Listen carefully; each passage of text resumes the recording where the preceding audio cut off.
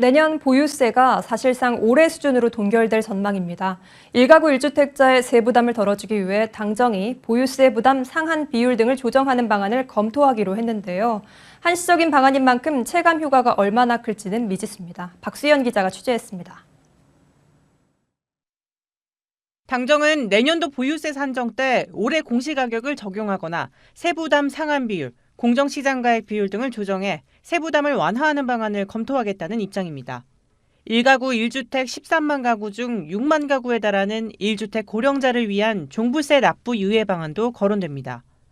집값 급등과 공시가격 현실화 정책에 따라 세부담이 커진 가운데 대선을 앞둔 민심 달래기 전략으로 풀이됩니다.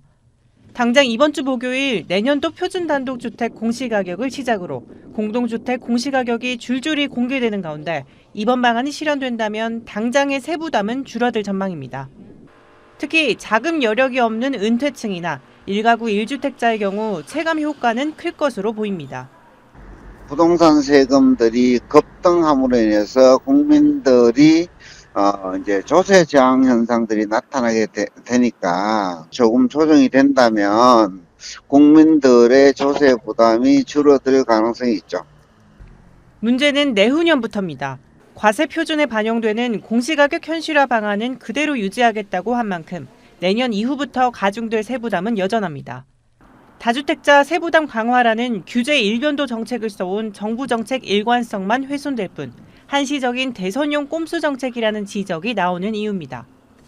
선거를 앞두고 민심 달래기용이 아닌가 하는 생각이 듭니다. 만약에 그 정권이 민주당에서 다시 재창출하게 되면 다시 원상복귀를 해서 이 그 세부담이 국민들에게 또 부담으로 돌아갈 수밖에 없습니다. 이런 가운데 양도세 한시적 완화를 놓고서는 당내 반발과 정부 반대 기조가 여전한 만큼 현실화될 수 있을지는 미지수입니다. 이와 관련 당정은 실무 협의를 열고 논의를 이어갈 방침입니다. 머니투데이 방송 박수연입니다.